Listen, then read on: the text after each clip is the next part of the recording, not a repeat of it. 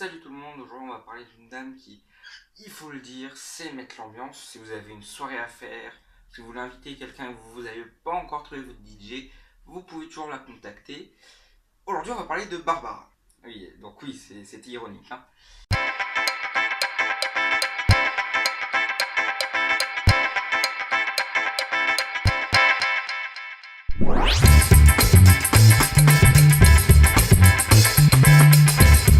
Donc vite fait, je vais pas forcément vous décrire l'univers de Barbara. Voilà, je vais juste vous mettre l'extrait de l'Aigle Noir dont on parlera après. Un beau jour, ou peut-être une nuit. Voilà, voilà, c'est... Voilà, et en comparaison, hein, on peut faire une belle comparaison. Euh,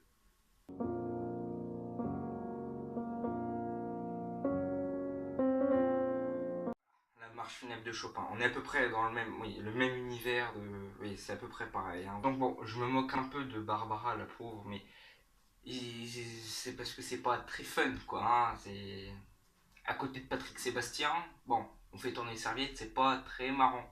Mais en même temps, si on avait à faire une analyse artistique sur on fait tourner les serviettes, voilà, hein, vaut mieux creuser du côté de Barbara. Hein. C'est souvent les chansons les plus tristes qui sont les plus profondes. Parce que bon, le petit bonhomme en mousse, voilà.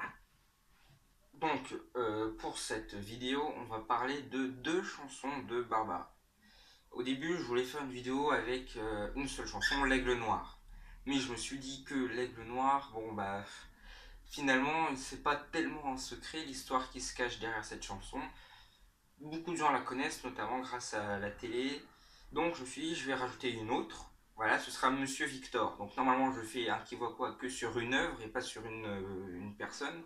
Mais bon, là, j'en fais deux parce que sinon, c'était un peu... Bon, voilà.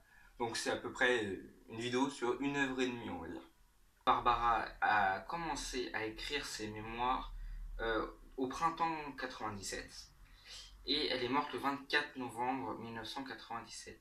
Du coup, elle n'a pas eu le temps d'achever ses mémoires, mais on trouve quand même des traces qui sont extrêmement claires et qui nous permettent de comprendre des événements de sa vie. Certains experts ont associé certains événements à certaines chansons, et c'est vrai qu'une fois qu'on le sait, ça paraît tout à fait clair. Dans ses mémoires, elle explique qu'elle a été violée par son père. Donc, je vais vous lire un petit passage. J'ai de plus en plus peur de mon père, il le sent, il le sait. J'ai 10 ans et demi, les enfants se taisent parce qu'on refuse de les croire, parce qu'on les soupçonne d'affabuler, parce qu'ils ont honte et se sentent coupables, parce qu'ils ont peur, parce qu'ils croient qu'ils sont seuls au monde avec leurs terribles secrets. L'aigle noir, c'est une métaphore pour son père, qui l'a donc violée comme on l'a compris dans les mémoires. Dans la première et la deuxième strophe, elle explique qu'elle ne sait plus trop si c'était le jour, le soir, le matin, mais l'aigle noir, son père, est venu la rejoindre, est venu se poser à côté d'elle. Dans la troisième strophe, elle le décrit, et le décrit d'une manière pas très avantageuse. Il fait presque peur, il a les yeux rouges, un plumage noir, très sombre, mais en même temps, elle ne peut pas s'empêcher de mettre une sorte de luxe, voilà, des yeux couleur rubis, un plumage couleur bleu de la nuit, c'est quand même quelque chose de joli, mais qui fait peur. Et ensuite, on peut dire qu'elle rentre plus dans les détails. De son bec, il a touché ma joue, dans ma main, s'est glissé son cou, c'est quand même assez révélateur, il faut juste remplacer l'aigle par son père, et les images viennent très rapidement et on comprend ce qu'elle veut nous dire. Alors, ensuite, c'est comme si elle le suppliait d'arrêter. Dis l'oiseau, oh dis, emmène-moi, emmène-moi dans ce pays d'autrefois. Et ce pays d'autrefois, c'est son innocence, sa jeunesse, et elle le supplie, elle lui demande d'arrêter. Ramène-moi quand j'étais jeune, rends-moi mon innocence. Et ensuite, pour cueillir des étoiles, des étoiles. Et quand elle dit cueillir des étoiles, c'est aller chercher ce bonheur, aller rêver finalement. Rêver, quand on est petit, on est tous en train de rêver de ce qui se passera plus tard, quand je serai grand, quand je serai grand. Et c'est ça qu'elle veut dire ici. Elle finit avec son départ qui, évidemment, la marque profondément. L'aigle noir, dans un bruissement d'ailes, prit son vol pour regagner le ciel. Et elle explique qu'il a laissé 4 plumes couleur de la nuit et des larmes ou peut-être un rubis.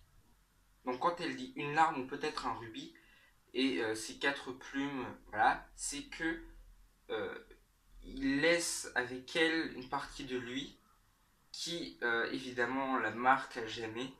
Et c'est un moment, je trouve, qui est très important dans cette chanson et qui n'est pas très connu.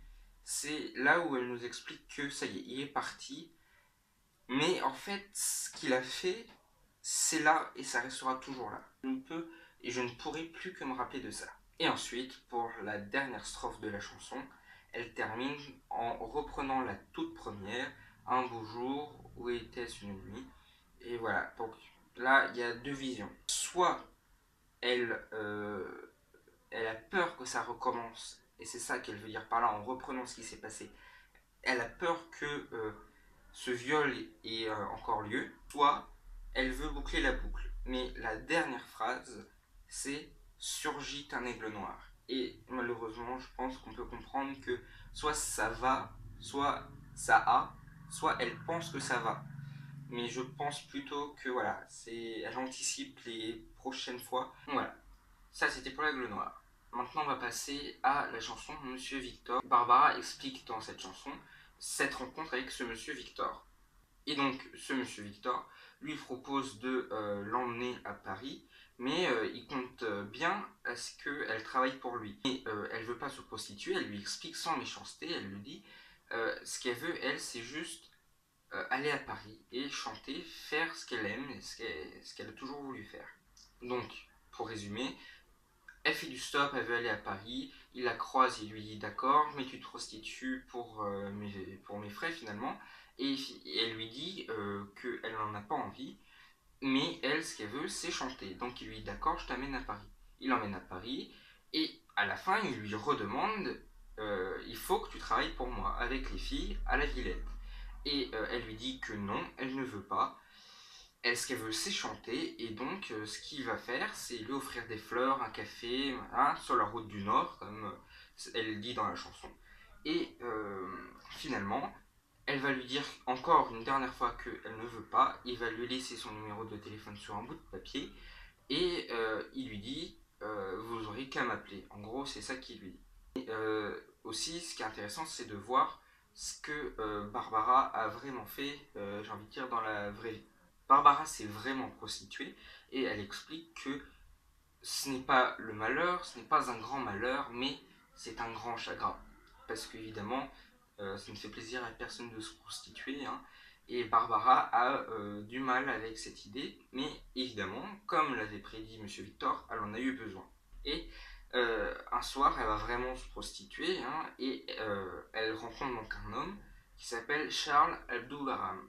Et elle insulte ce monsieur et finalement elle lui explique qu'elle ne veut absolument pas se prostituer.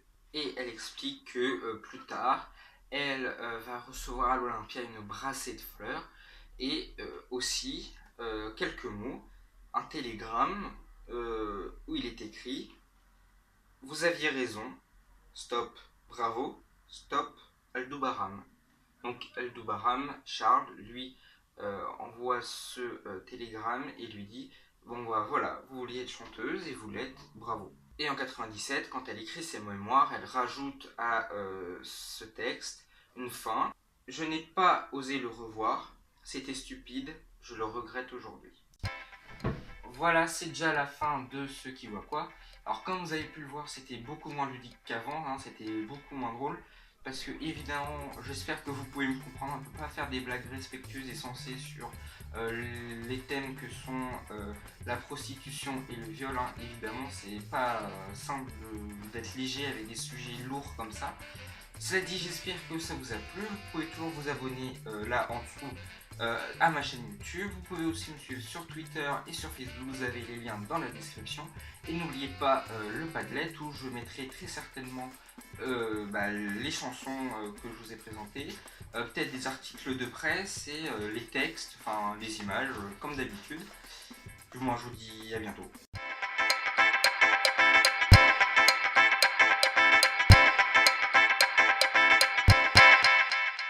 Ouais.